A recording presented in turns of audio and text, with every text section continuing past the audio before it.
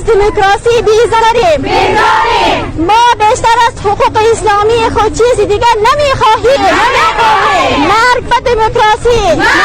زنده باد امارت اسلامی افغانستان. ما از نظام اسلامی حمایت میکنیم. ما از دموکراسی بیزاریم. ما از نظام اسلامی حمایت میکنیم. ما از دموکراسی بیزاریم. ما بیشتر از حقوق اسلامی خود چیزی دیگر نمیخواهیم. مرگ به دموکراسی. زنده باد امارت اسلامی افغانستان. ما از نظام اسلامی حمایت میکنیم. ما از دموکراسی بیزاریم. ما بیشتر از حقوق اسلامی خود چیزی دیگر نمیخواهیم.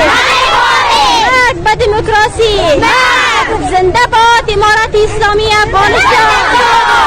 آن چند زن انگشتشمار و سرلوچ و پایلوچ که در بعضی ولایت ها به خاطر جور کردن کیس و فرار از افغانستان تظاهرات کردند، آنها نمایندگی از هیچ زن افغان نمی کنند و ما زنان با عفت این مرزبوم از امارت اسلامی می خواهیم تا آن زنان غرب زده را به محکمه اسلامی حاضر نمایند، مایان اقامه دعوا نماییم.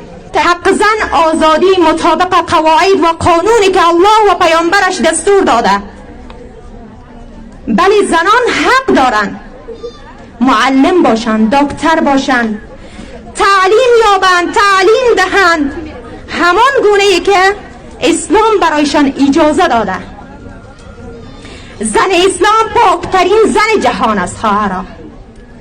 همین زن است که از دستشان از تعلیم و تربیه که برای اولادشان میته فیلسوف تربیه میشن، دکترا تربیه میشن، عالم و مفتی تربیه میشن.